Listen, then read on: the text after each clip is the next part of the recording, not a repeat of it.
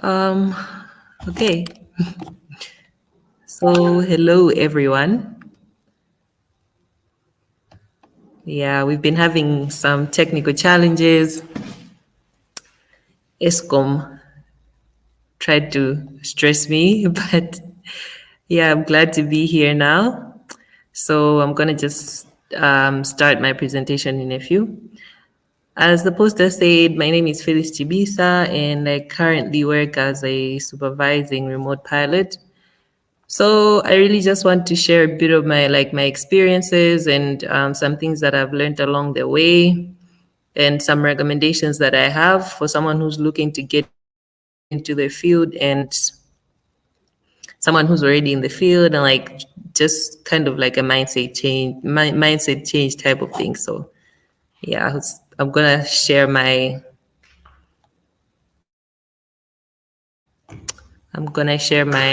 presentation now.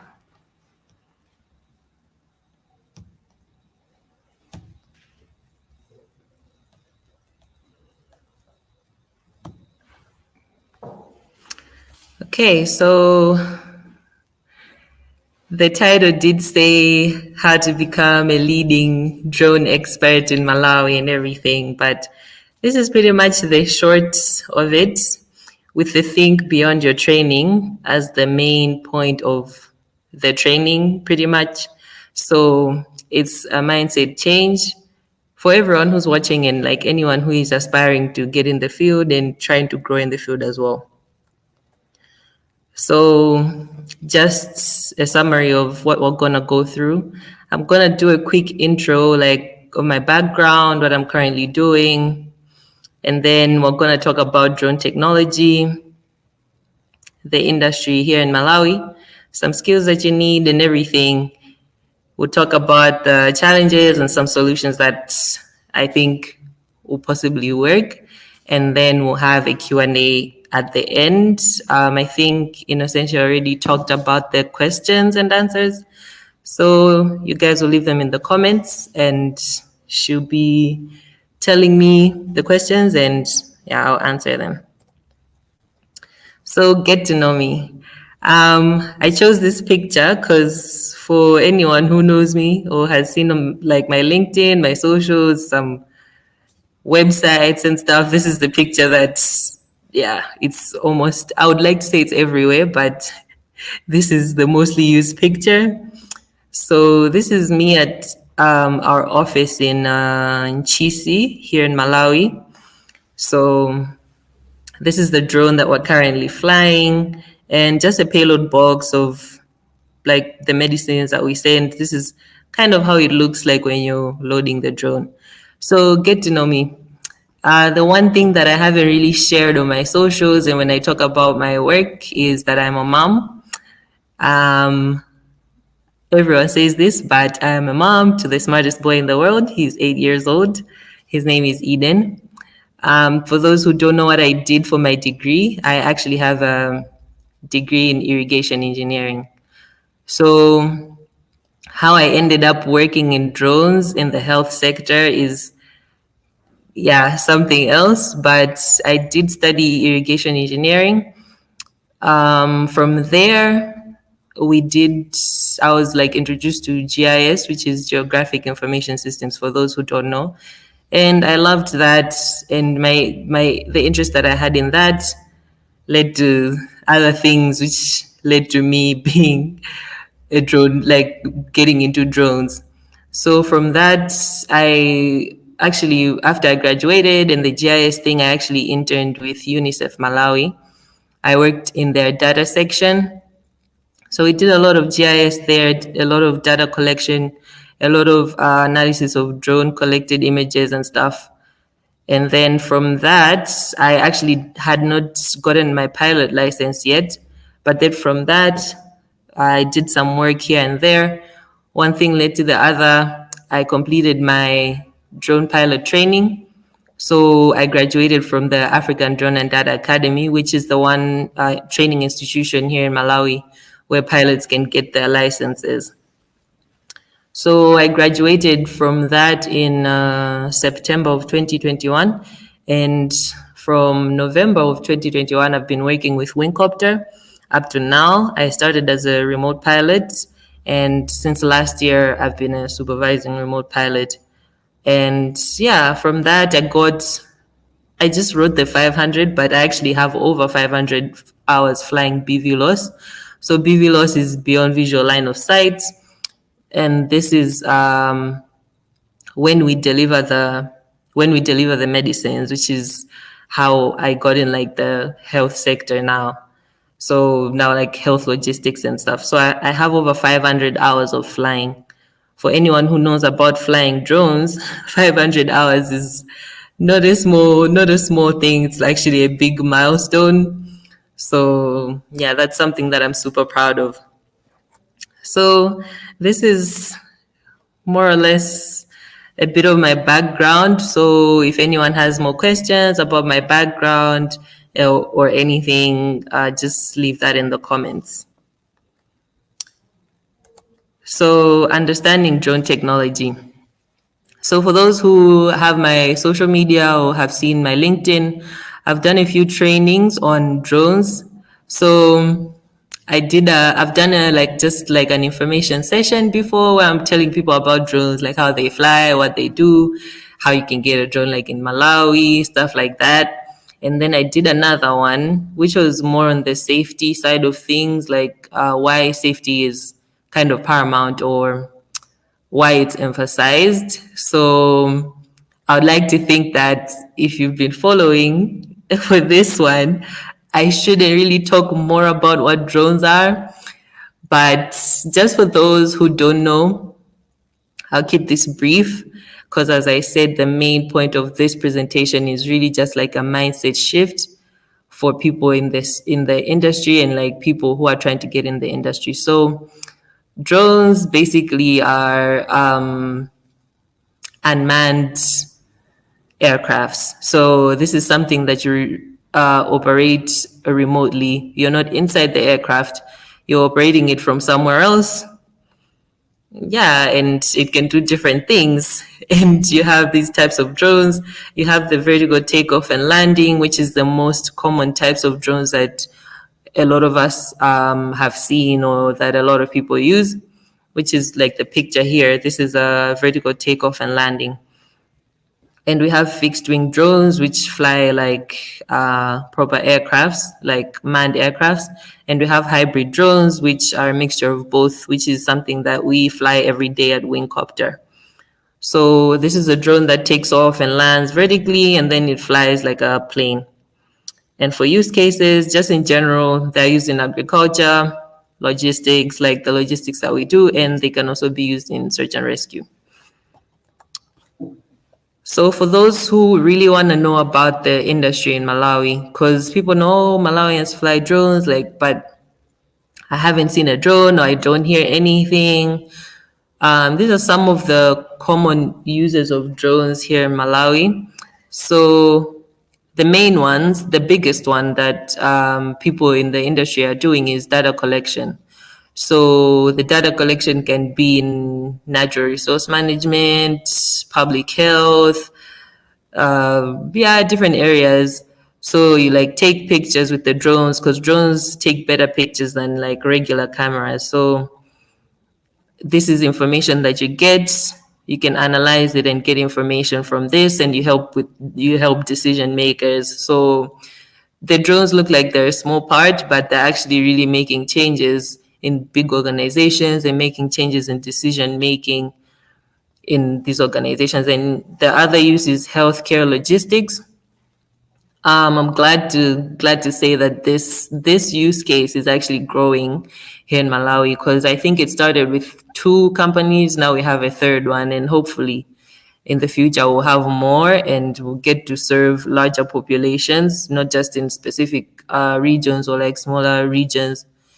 In natural resource management, in the media is actually also something that is very common because a lot of us have seen drone photos, drone videos, music videos, weddings and everything. We have education where training institutions like the African Drone and Data Academy are using them. We have some universities that are introducing drone technology as well. We have We have places like Next Gen Labs. I don't know if anyone knows this, but I'm sure some of you do. But for those who know it, like Next Gen Labs, like a startup, like a tech startup. So they teach little kids to fly drones. You can do some programming stuff, and they're also used in agriculture, mostly in the estates, where they're used for spraying pesticides, and yeah, they help a lot in like precision agriculture, so increasing yields, ensuring food security. So then when it comes to regulations, the regulator is the Department of Civil Aviation, since drones is actually part of the aviation industry. So this is the regulator. However, currently the regulations that we use were adopted from the FAA, which is the authority, the American Aviation Authority. So they have a part that is specific for drone technology, and the regulations that we use as a country are actually adopted from that. So I'm glad to say that currently we are working together with other African countries to come up with country-specific regulations, because flying drones in America is not the same as flying drones in Malawi specifically, or like flying drones in Lilongwe or Blantyre specifically in Malawi. So I'm glad to say that we are currently working on the regulations that are Malawi specific, and a lot of African countries are also working on that. And yeah, for now, we have only the African Drone and Data Academy is the one that offers drone and data technology training, but we also have SH Aviation, which offers the same training. So when I was at the African Drone and Data Academy, SH Aviation really are the ones that offered us radio telephony lessons. So basically, they teach you air traffic control communications. Because you're working in the aviation industry, you have to be able to communicate with other airspace users. So with SH Aviation, they're the ones who train you. Because currently, even at Wingcopter, we work in Kasungu, where the drone testing corridor is here in Malawi. And it's pretty much an airport. Like manned aircrafts also use the same, so we have to be able to communicate with them to prevent like incidents and stuff. So this is actually something that is very beneficial for a drone pilot. Like you have to know how to communicate with other airspace users, because you're not the only one who's using the airspace. So yeah, currently in Malawi, that's what's in the market basically: data collection, the healthcare logistics. So I wanted to pose this question to the viewers, like what other areas do you think drone technology can be used apart from the ones that I've mentioned? What do you think could benefit from the use of drone technology? Leave that in the comments and then we'll get back to it. So for someone who wants to work in this space, this is just general stuff. Generally, you have to have, I mean, you don't have to have a technical background, because I've worked with people who don't have a technical background and they ended up like that's achieving great things in the space. They did not start off in a technical background, but it's a plus. I say this because you kind of have a leg up. Like if you know things like electronics, software development, you grasp things easier. And I guess because you already have some of the stuff in your head, then it's not so hard for you to like get in this space. It's not really a necessity, but it's a good thing. The other thing is just be open to learn, and you have to be fast and adaptable. I say this also because just like any other industry, the drone space is changing rapidly as well. There's a lot of modifications being made, better range, better everything, like better features, better specifications on these drones, and you have to be a person that adapts really quickly. So I'm gonna just add on this point. When I started working with Wingcopter in 2021, we were working with GIZ under the Drone and Data Aid project. So for this, we were transporting medicines, going to these areas in these districts, sending medicines, sending vaccines, collecting samples. And then from that, we ended up moving to flight testing because now we have new technology. So we moved from the old technology that we were using because we want to move on to something that is better, something that can get more, like make more impact. So when I say you have to be a fast and adaptable person, because moving from working with the hospitals constantly and working with people in these communities constantly to being a person who's flight testing is pretty much different, because then the needs are different, the impact that you're making is different. I mean, in the end, it's all for the same goal, because we still want to get back to doing the deliveries, transporting these things. But right now, the goal is to get this drone flying. So it's kind of different. So moving from that space to this new space, and for the possibility of working in other areas as well, to like do transportation of medicines, or maybe they say something else. It's like your mind has to, you have to be adaptable, like learn to be, like move with the time that you're in, and you still have to make sure that you're still working efficiently and operating properly. And basically, you also need to have your remote pilot license, specifically from the country that you're operating in. So, depending on the regulations of the place that you're in, you need to have a remote pilot license. So here in Malawi, the only way to get your remote pilot license, if you don't have one and if you're not going the ADTA route, you have to go through SH Aviation. They give you the training and everything. You write your tests, you do your practical exams, and that's how you get your license. So now, this is kind of the beginning of really the purpose of the training, because when we talk about just flying drones, or like how drones work, or just the basic training, we don't really get too deep into it. But then being in the space for a while, these are really some of the things that I know that give you a leg up if you're someone who is already in the area, or if you're someone who's considering getting into the industry. These are some of the things that I think would be greatly beneficial to you. So if you're trying to get in the space, yeah, like these are the stuff that this is what you have to know. Like, this is what you have to know. Not all of it. Try some of it and be good, like be knowledgeable at least, because as I said, the industry is changing a lot, and everyone who's flown a drone before knows that it's not complicated. You have to have the basic training because it helps you operate safely, especially here in Malawi. I always recommend getting a license and having training to ensure that you're operating safely, to keep other people safe. So, in as much as flying drones is fun, it's easy, it's cool, but you have to do it safely. So, I always recommend getting your training. But if you get the basic training, that should not be the end of it, because there is more to the space and there is more that people don't see. So, just having some of these skills really gives you a leg up in the industry, and it makes you more, yeah, you stand out basically. So I put continuous training because from my training, I really didn't have a lot of BVLOS training per se. So just knowing the basics even of like how BVLOS operations work, what to expect, just like do some research in the field and know that if we were to fly remotely and we're flying to like remote locations, what's needed, like how should I act as a pilot, or I don't know, I'm a project manager, like what is expected, what should I expect from my team, things like that. That gives you that edge, like you stand out. And the other thing is to grow your fixed wing flight skills.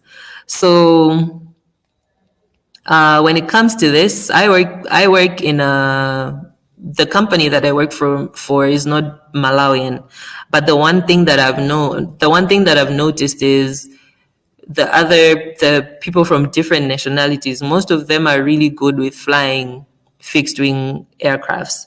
But this is because most of them have experience with flying model planes, like some these helicopter RC helicopter things. So most of them have that training, They have access to simulators. They have a lot of access to opportunities to learn how to fly fixed wing drones as compared to here in Malawi. But I feel like this is something that, as a pilot, if you have the opportunity, you have to master it, because these are skills that are necessary. It gives you the edge. Yes, you like have a leg up, but if you can fly safely, if you can fly safely in an emergency, basically, like, it gives you that, yeah, like, it's a beneficial skill to have. It's better to have this knowledge than to learn it from scratch, basically. And then we have advanced mission risk assessments.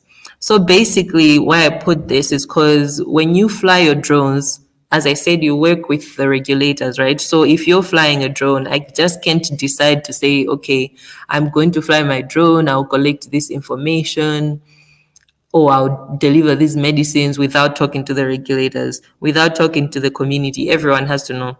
So with that comes doing risk assessment, where every single point that your drone is going to fly through has to be like, it has to pass some checks. So, for example, us using the FAA regulations, right? It really doesn't stipulate or consider Malawian populations. It doesn't really consider Malawian demographics or environment. For example, these regulations say, I don't know, they were made to fly, maybe they want to fly in a place like, I haven't been to America, by the way, but just to put this out there, I'm assuming being in a place like California is not the same as being in a place like Doha, right? If you're Malawian, that is. If you know where Doha is, you have to see the population. Like, if you're in the village, you're flying through these grass thatched roofs. You're not flying through metropolitan, whatever, like big cities. So the needs are different. So the reason you have to know how to do these risk assessments, it's you have to know how to do them specific to the place that you're at. And don't do the, like, you have to know how to, yeah, you have to how to know how to navigate safety in your area, like safety that is specific to where you are. You do have to apply those regulations, because they kind of give you like the basic information, but you have to know the intricacies, basically, of what you're doing in the area that you are. The other thing that I always say is how noise pollution is a big thing in Europe. Like, most European drone companies will try to fix the noise thing. When you're in Malawi, people don't care. I mean, I'm sure they do, but it's not really that big of an issue as it is that side. So this is why we're also working on having our own regulations, because these things have to be country specific.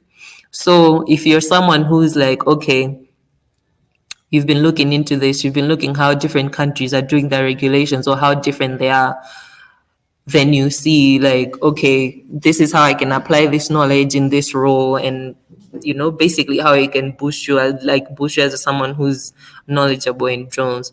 So I think I didn't talk about this in the get to know me, but it was there on the LinkedIn post. So I have some experience working in Kenya as well in a BVLOS project. And the other thing, which brings me back to being adaptable, is Kenyan regulations and Malawian regulations are not the same. What's easy there is tough here, or what's tough here is easy there. So, I mean, okay, yeah. What's tough there is easy here, basically. So working that side is not the same as working here. So the regulations outside, for example, let's say they're like, okay, in Malawi, they're like, okay, we're going to need you to fly at least 200 meters away from a house, or like from anywhere where you think there's a person. There, they could say, okay, you have to fly at least 50 meters away from a person. So you have to be someone who knows how to work, how to like assess the risks and see how you can best move based on the place where you are. So yeah, moving on, I go to software development. So again, working with the company that I work for, which again has really just been eye-opening, and I've learned a lot of things, and I've seen like the different ways in which like how big basically drones are. Or maybe just because I'm working for a drone manufacturing company, but software development could also be a good thing. Like those who are good with software development, and you're like, well, I'm interested in drones, but I really don't know how to like apply this. Just there are areas in which you can apply your knowledge, there's areas in which you can apply your skills. So yeah, hands-on experience. So on this section, I really put kind of the hands-on skills that you have, the things that you need to train yourself on. Like you have to be good at these things so that you also have that edge, or like it gives you a leg up as well.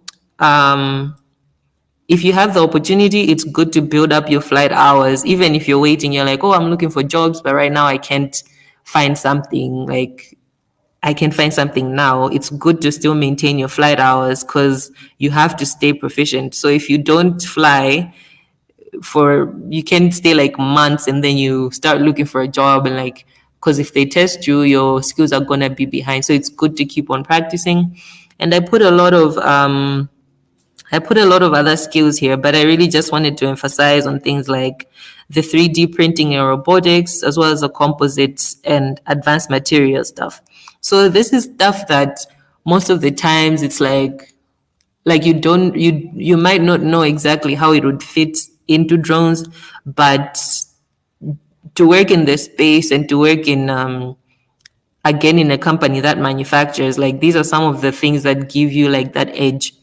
So if you have the opportunity, I know right now we have some companies like that give you access to like 3D printing. If you're looking for a job, or if you're really looking to learn a new skill, this is a good skill to have, as well as the composites and advanced materials. So if you look into how most drones are made, or like the materials that are used to make drones, or how to repair drones, this is stuff that helps you to get up there as well. This is important. And I talked about I talked about the radio telephony training, as well as ATC communication. This is also beneficial.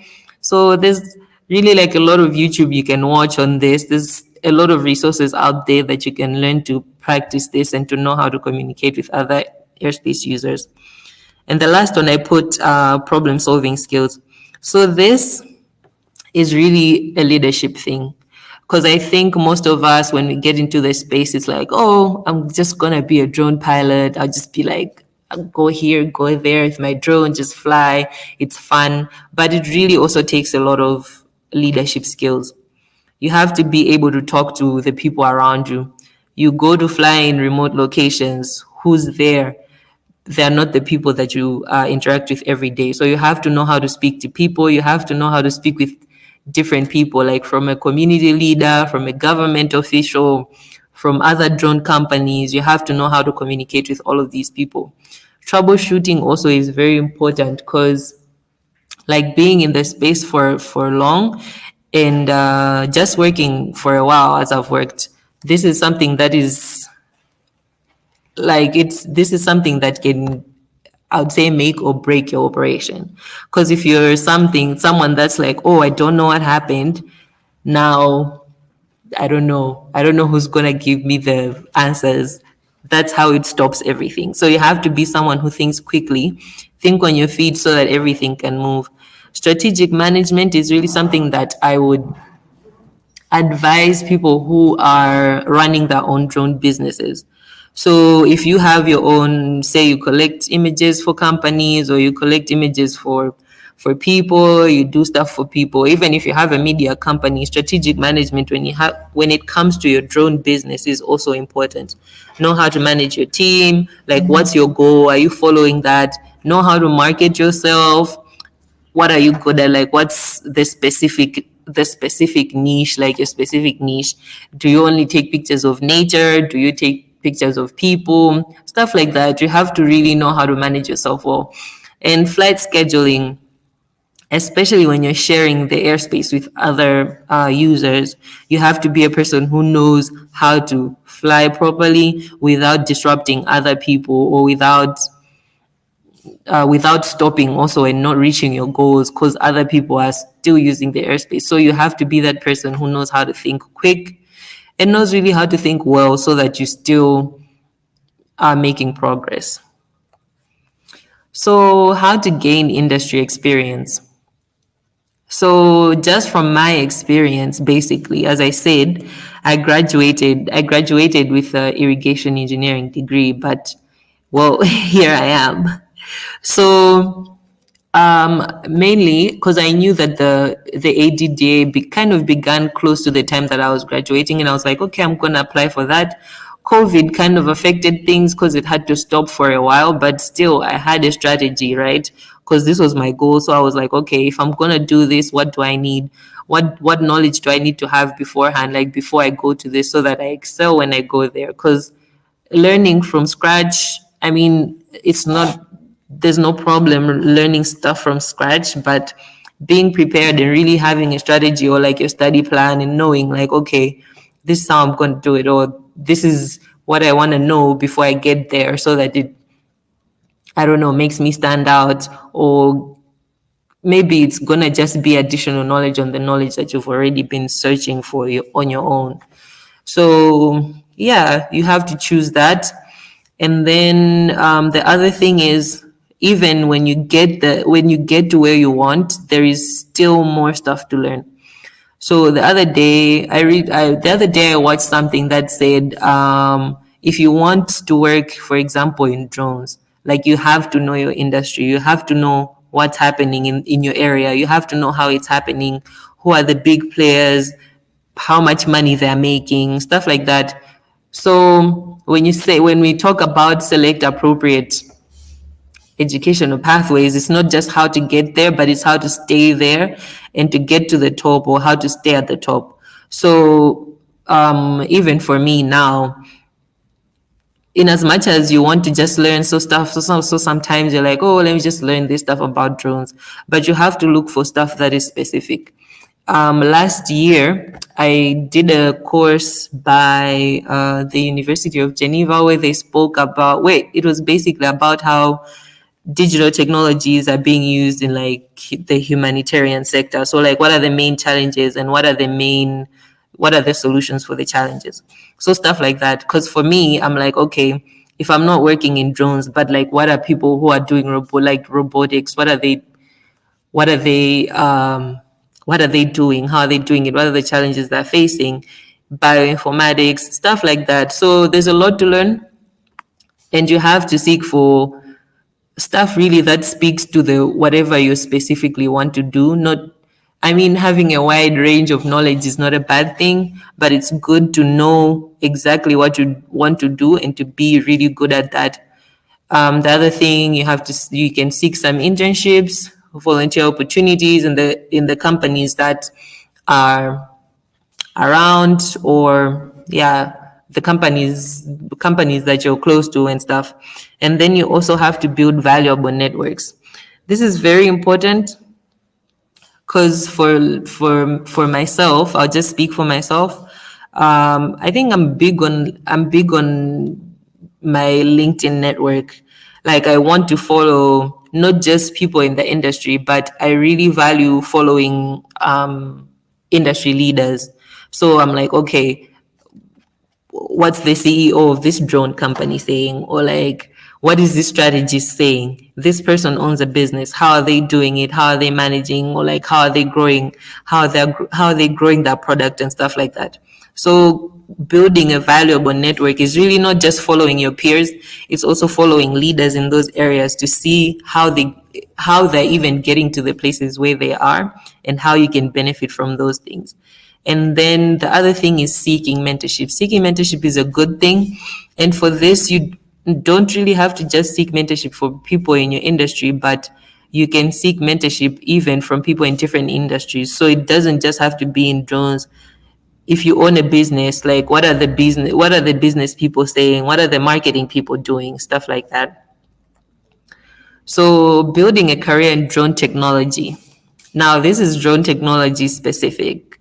And I really put the let's think outside drone pilot thing, because most people think, oh, I know about drones, so obviously I'm going to be a drone pilot. I'd really like to just say there is a lot to this.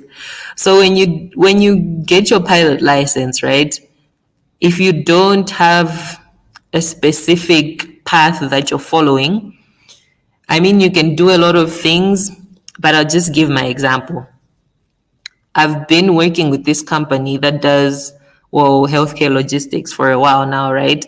But if someone is to say, okay, Phyllis, I need you to shoot a music video for me, that is not something that I'm gonna do, because doing that really doesn't just require me to know how to fly a drone. I mean, I could fly the drone, I'll like take some shots, but being a videographer is something else entirely, because you have to direct the thing, you have to know what time to shoot, you have to know how to edit it, how to put it together, stuff like that, which personally I don't know. So when I say think outside being a drone pilot, I really want you to think bigger, right? Let's not just think, okay, I don't know, I'll collect these pictures, or like, yeah, I'll fly the drone from point A to point B. So we have to get out of this mindset of just thinking, oh, I got my license and this is what I'm going to do. So here are really some of the pathways that I put. The first one is drone technology consultant.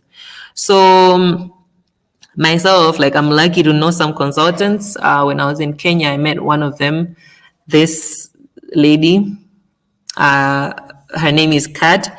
She's a consultant, so she will like consult agencies, businesses, like, okay, we want to get in drones, like this is what we're doing. So how do we get in? Who do we talk to? What are the regulations? How do we set this up? Stuff like that. So if you're good in this space, like, you could be a reliable person in like advising these agencies and like, okay, if you want to fly in Malawi, this is specifically what you have to do. This is how you can do it, stuff like that. You can be a drone technology strategist, to not just say, okay, well, we have some drones, let's use them. Yeah, that's not how it works. So the other thing that I wanted to talk about is how, if you're working in an area, right? I'm just gonna call everything a business. So if it's a business, everyone wants to grow their business. You want to make profits from a business. So how do you get there? You're like, okay, we could make some processes easy. We could cut some costs here. We could make this efficient. We could make this fast. So drones can do that in some of the areas, right? But they can't do that just for anything. So, for example, someone is just like, oh, I have this drone, it can carry things, let's use it. But the area you want to use it, do they need a drone that flies? Are there even people in the area? So there's a lot of stuff to consider, and a lot of stuff that you have to think about before you just say, okay, I have a drone, let me use it. You're someone who's gonna really think clearly and like create the proper steps to take, or proper directions to take, and even to think of the specific technology that has to be used. Because someone will be like, okay, I have this DJI drone, it has a battery that lasts 30 minutes. I want it to carry medicine and send it like 20 kilometers away. It doesn't work that way, right? So if you're a strategist, you're someone who brings in that knowledge to say, okay, no, this is not how you do it, this is how you do it. And yeah, I've talked about software, I talked about the other stuff, and like project management as well is really something that's important. If you have this knowledge, like, you know how to manage these projects. And then drone technology research, there's a lot of companies now that are working on this. So like they'll test different drones. Some of them will like yeah, they'll test drones for other companies. They'll test drones to see, okay, this is good for this, stuff like that. So how can we leverage local opportunities? So the other thing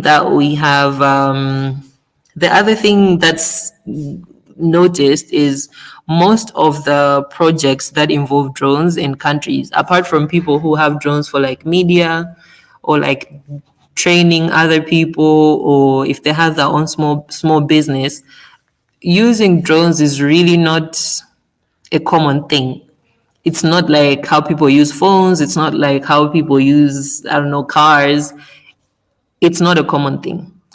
So how do we get it to kind of be local, right? Like how do we get more Malawians to use it? So community engagement is something else. Like you create awareness campaigns, talk to the people around you. So if you're in an area and you're working with your drone, make sure you like speak to the people around there, speak to the leaders, just tell them what your drone does or like what it's gonna do to kind of give them that knowledge as well. Like tell them it's not harmful, tell them it can help them, stuff like that. Collaborations, this is specific for, I would like to say, like the regulators and the companies that are working. So for me, like to commend like our regulators because they really work well with the companies in the country to just, so they work well with the companies in the country to, yeah, come up with the regulations, know what's happening and everything.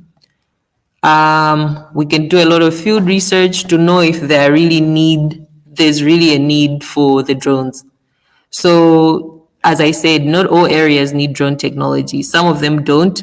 So if you do the field research, you know, like, okay, here's where we can apply this. Here's how we can do this. Localization of services. So this is more like instead of importing, like don't instead of importing all your talent and doing this or doing that, you can really use the local talent. So for example, the company that I work for is really run by all Malawians. Excuse me for a bit.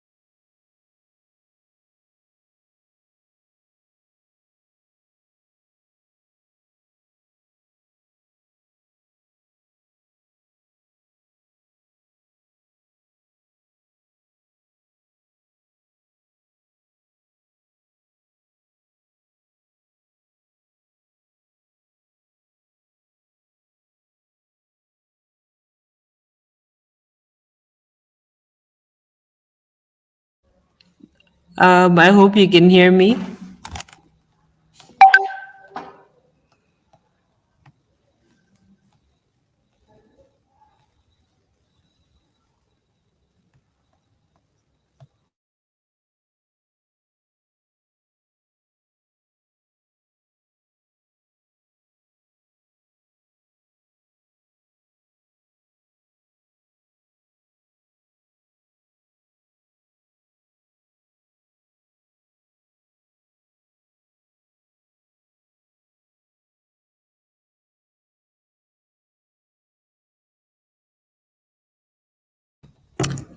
Sorry, I'm so sorry for that. I was having some challenges. So let's continue.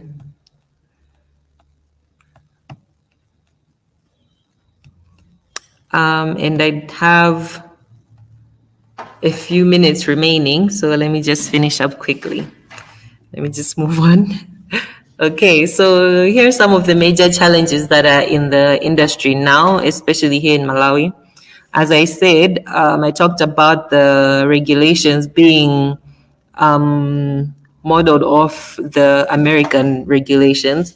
So the solution for that could be reviews and updates, which currently the DCA is doing really well. They're already doing that, as well as collaborative policy development. And as I said, they work well with the drone companies that are in the area. The second is lack of local players. So this hinders sustainability of drone projects here in Malawi. So, for example, most projects that are donor funded, not just specific to the drone industry, when the donor is done, like they say, okay, we're going to fund this thing for 2 years. When they're done with that, what happens next? Most of the time, the government won't pick it up. Malawians won't pick it up. When they go, the thing goes as well. So this is something that really hinders technology like advancement in the country, because most of the time, if we rely on like funded by donors, it's nice for a while, and then when they leave, no one else can sustain it. So that's one of the big challenges that I've seen in the area. So some of the solutions for this could be business incubators and incentive programs. So by the business incubators, this is something that I think is really necessary, especially for us in the drone industry, because I think it's something that most of us lack. So to create your own business, that's the thing. Like, okay, funds most of the time is a challenge. Like, okay, you don't have millions of kwachas to buy this stuff. You don't have millions of kwajas to buy this, to buy equipment, to do this, to do that. But there are some industries in this same country that have accelerators. They have access to loans, they have access to youth programs that can fund stuff. So that could be a solution for the drone industry as well. And I think the other thing when it comes to this is that when it comes to people who work in the tech sector, most of the times business mindsets are not really a thing for us, because it's like, okay, I know how to operate this machine, so I'm just going to operate this machine and move. But like, if you were to run your own business with those machines, how are you going to run this business? How are you going to grow it? How are you going to make it competitive? Or how are you going to grow it even beyond Malawi? So stuff like that. Incentive programs. This is basically stuff like getting tax breaks. The government says, okay, you don't have to pay tax if your thing is like good for the environment, stuff like that. So we need more of those. The other thing is lack of exposure and extensive training. So as I said, I recommended continuous training for anyone who's in the industry or who is in the area. Like, okay, if you need to grow in the space, what should you do? So anything that you have access to, like give you the knowledge that could grow you in the industry, I highly recommend it. So keep up with industry trends. So I really just put a few of my favorite accounts from LinkedIn, myself, of course. So if you have a LinkedIn, please follow me. If you want to see some things that are happening in the industry, also follow Wingcopter. We're posting a lot about the work that we're doing and the technology that we're working, how we're working with regulators. Follow Next Gen Labs. It's an IT service company, of course, but they also have some stuff to do with like robotics and the drones as well. If you're into someone who's into drones for logistics, I suggest that you follow the UAV for payload delivery stuff. I really love Eno's his content, because he's really good at the business side of drones. And his page is really full of, you can start from scratch. If you have a drone business and you follow him, he has some stuff for free. He has some stuff if you want him to if you want to have like a one-on-one session with him, you can book a session.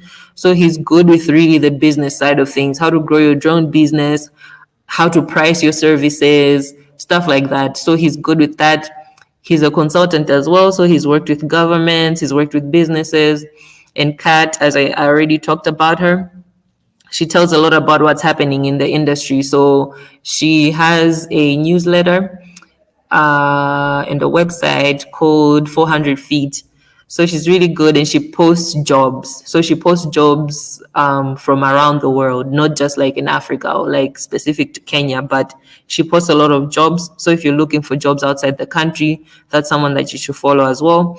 And Femi is working in the agriculture sector. So if you're someone who's into agriculture, I highly recommend that you follow him as well. Yeah, and this brings us to the end of our presentation. Thank you so much for watching up to now. And sorry that we were late. We had some challenges in the beginning, and sorry for the for the mini break that I took there because I was having some problems here. But thank you so much for watching up to now. If you have some questions, leave them in the comments. Ino is going to read them out to me, and I'm going to answer them. Thank you so much.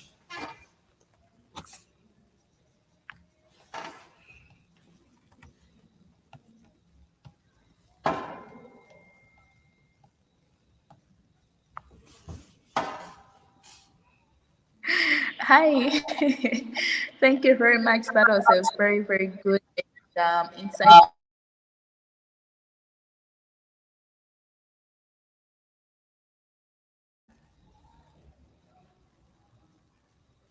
Oh, I think we lost her or she lost me. I don't know.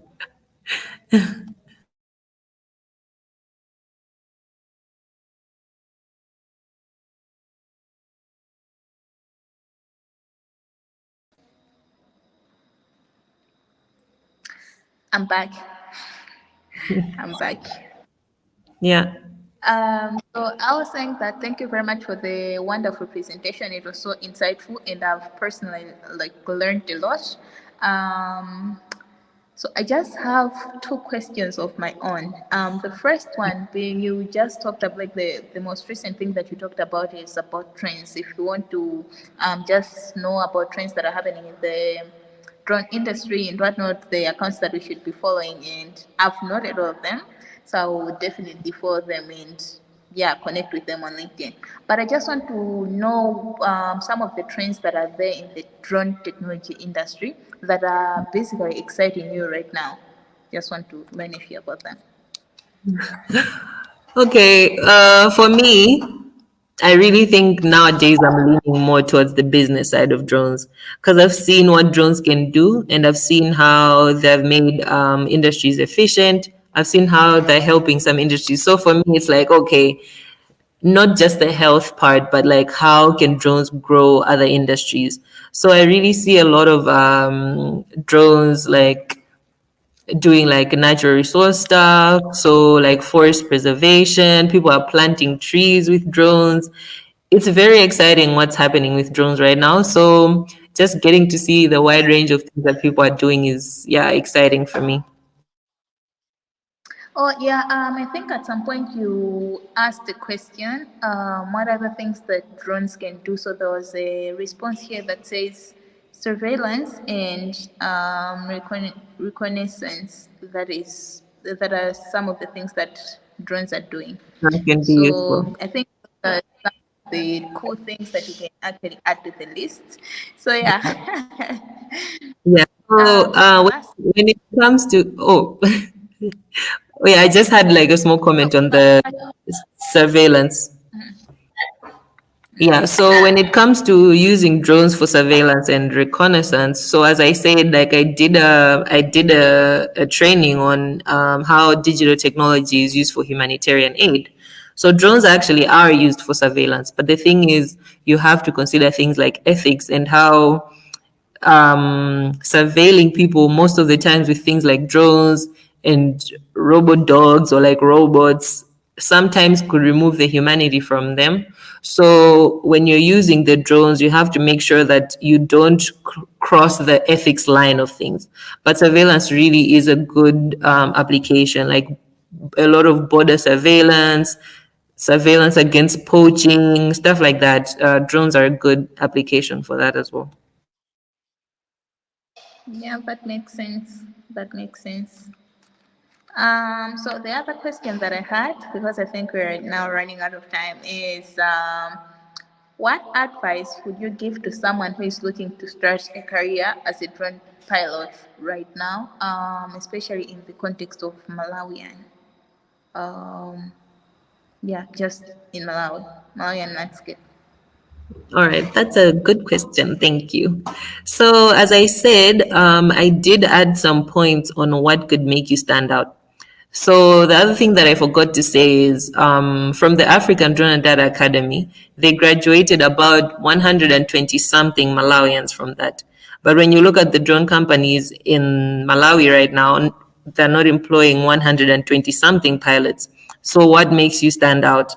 So, what I would recommend is looking into the use case that you want to do, and you're like, okay, it's drones for agriculture. If it's drones for agriculture, I would recommend you know everything about drones that are working in agriculture right now, and that's what's going to make you stand out. Because if you go with your basic knowledge, like, oh, I just know how to fly drones, a lot of people know how to do that, so why should they pick you? So I really recommend just adding that edge onto yourself and like getting to know more, doing research, knowing more about the industry, knowing the biggest challenges, how those challenges can be solved, things like that. Yeah. Okay, thank you very much. So there's another question here. I'm just going to read all of it, and it says, "Thank you for the insightful session. Where do you see the drone industry in the next 10 years? And what disruptive innovations related to the industry could we anticipate in the interim?" All right. When it comes to the next 10 years, I mean, I'm hoping for the best for Africa. Because when it comes to digital technologies, Africa really provides a lot of data. We really provide a good place for research, but not a good place for using the technology most of the times. Because I mean, sometimes we can't afford it. Sometimes it's like we can't even use it, but we do give a good place for research. So in the next 10 years, hopefully we work on our own country specific regulations, and hopefully we make the most out of the industry, we make the most money, and there's a big picture when it comes to policy like technology policies, especially in Africa. So I'm really just hoping for a more conducive environment where drones can be used, I don't know, like locally, like we can make our own drones. We don't have to import all these things, and we get to make all our parts. We get to do all these things for ourselves. So, yeah, I really see a good future for us if we continue on a good track. Yeah, what was the other part? I think. Okay, so the other part is, and what disruptive innovations related to the industry could we anticipate in the interim? In the interim, yeah, well, I think just the regulations. I think you're gonna see a lot more drones in neighboring countries as well. In Malawi, I'm really hoping for more deliveries like medicines. It's a really good use case here in Malawi. Some people might not know, or it might look like it's not making a difference, but from someone who has worked firsthand with people who have benefited from it, I know the difference I was making. So I'm really hoping that for now we get to do more deliveries and we get to travel really long distances so we can get to even the most remote of remote areas. Yeah. Thank you. So there's another question. It says, are there any initiatives the Malawi government is running regarding drone piloting? When it comes to drone piloting itself, I'm not sure about initiatives, but as I said, they're the regulator. So they're the ones who give you your licenses, they're the ones who test you. So even when I said that there's a training institution, when that training institution is done with you, it's the civil aviation themselves that have to test you. So the company will do that, and then the what you call it, the regulator will test you, and then apart from the training, making sure that they have trained pilots thing, the main help is really coming from the Department of Civil Aviation or other departments. So when it comes to incentives, I think there's some incentives when you work maybe with the Ministry of Health. I don't think I can specifically speak on them, but if you work with the Ministry of Health, there are some agreements, like if you have an agreement with them that could make you easily work in the space. But for drone piloting itself, like just a person, yeah, I think for now we don't have much. Let me just say that. Okay. Thank you very much. I think that was the last question that I had. I'm pretty sure some people will still be asking because it's going to be uploaded later. So let's just say this is the end of our session today. And yeah, I just encourage everyone to still stay in touch with Phyllis. I will post her LinkedIn link in the description of this video, so you can always go to her. If you have more questions, go to her, ask her. And if you need more directions, if you want to start, go ahead. She has mentioned like pretty much everything that's needed. I'm not even going to add things on it because she has already said much everything. So yeah, otherwise, thank you very much. Despite all the shenanigans that we had in the beginning, there, here and there, you are still here with us. And yeah, thank you very much. I hope we're going to see you again in the next session. Do not forget to subscribe to the YouTube channel so that you don't miss any other live sessions that are coming. Anyways, yeah, have a good night. Bye. Bye.